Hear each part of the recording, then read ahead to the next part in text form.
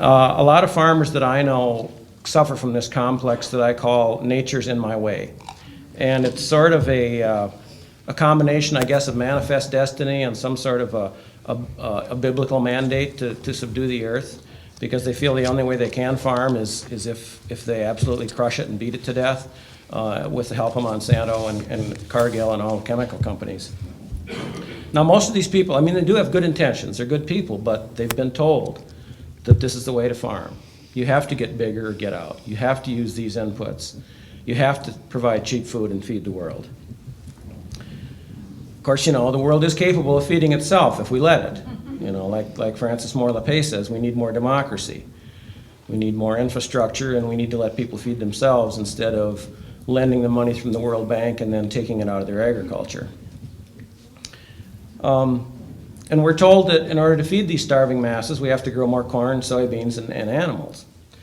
But the problem with that is people really don't eat all the corn and soybeans that we raise. That's mostly fed to animals. What we're really doing is feeding animals and soft drink companies. High fructose corn syrup, one of the major actual food uses of corn, if you can call it that. Now, we do produce a lot of food with this system, or a lot of things they call food, but what's the environmental price? University of Minnesota, and this is in a period between 1961 and 1996, notes a 7-fold increase in the use of nitrogen fertilizer, 3-fold increase in phosphorus, and a near doubling of irrigated cropland. Again, I said between 61 and 96. So what happened in 96? Well, that was when GM crops were introduced. And since then, the amount of pesticides, irrigation, and fertilizer use has been on a pretty much straight increase. Because these engineered crops are engineered to need more inputs. They're not the open pollinated varieties like my grandfather and great-grandfather grew. They need heavy applications of pesticide and fertilizer in order to survive. The World Wildlife Fund notes that agriculture uses 70% of the world's water.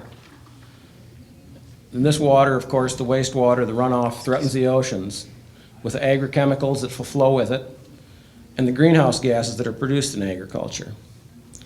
The U.S. Geological Survey points to fertilizer, manure, and agricultural runoff from the Mississippi Basin as the cause of the Gulf Dead Zone.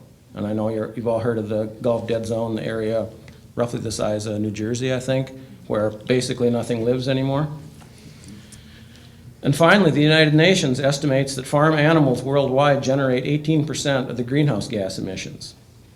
Now, couple that with the emissions for transportation, refrigeration, clearing land for more crops and more pasture, and you know, these animals don't appear to be quite as friendly as a lot of the agricultural promotion associations would have us believe. And I say this as a farmer. We raise livestock and we make our living off of it.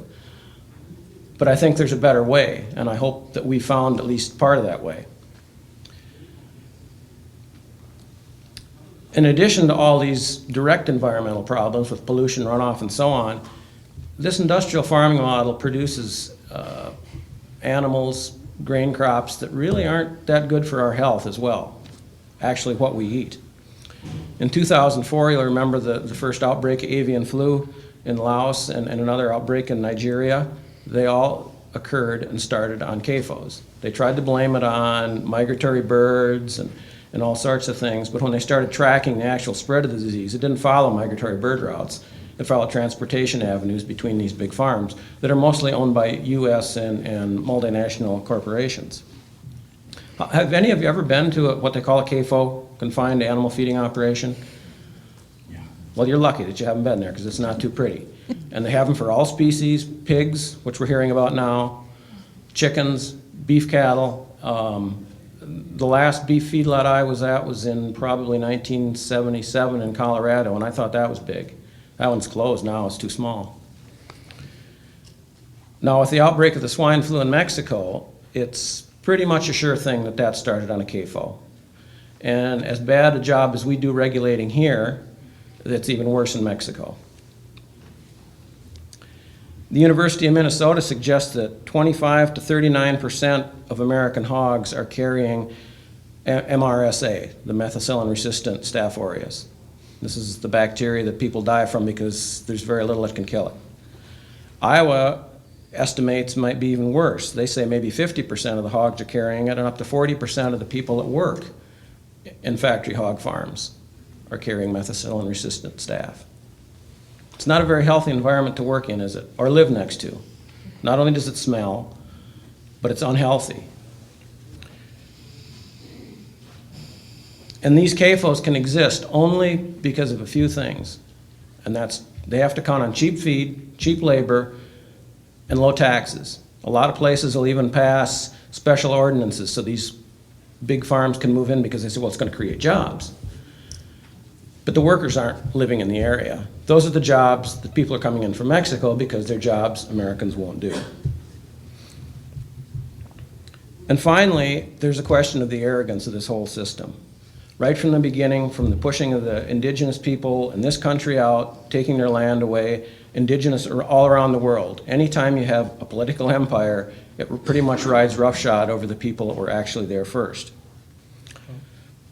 Another aspect of this I refer to as nutritional redlining. And we've all heard how inner city people often don't have access to food. It's just not there. The soil, if they want to grow a garden, is generally so toxic that they can't. There are no local food outlets. There's generally more liquor stores than there are grocery stores. And these are the areas that are referred to as food deserts. Now, I'm not just hung up on that term because anyone that's been to a desert knows it's a very rich, or it used to be, a very rich and vibrant place if you know how to live there. But the perception is that it's barren, there's nothing there. And that is actually what happens in many inner city areas and many rural areas as too. There's an awful lot of rural hunger that people don't know about. When we started this big push to agriculture and growing all these grains and soybeans, we started dumping them in the world market. And we could do that because American farmers were subsidized. They could produce them cheaper than countries that were growing them for their native people to eat. We dumped corn in Mexico and put the small corn farmers out of business. They migrated to the cities looking for work. Some found jobs, which have now gone to China and other places. A lot of them are the immigrants we see coming into the United States. And these they're not stupid people. They're farmers, they're professionals, they're not lazy, they're not illiterate. I know, I was in Immokalee a couple of months ago, Immokalee, Florida, and met some of these people.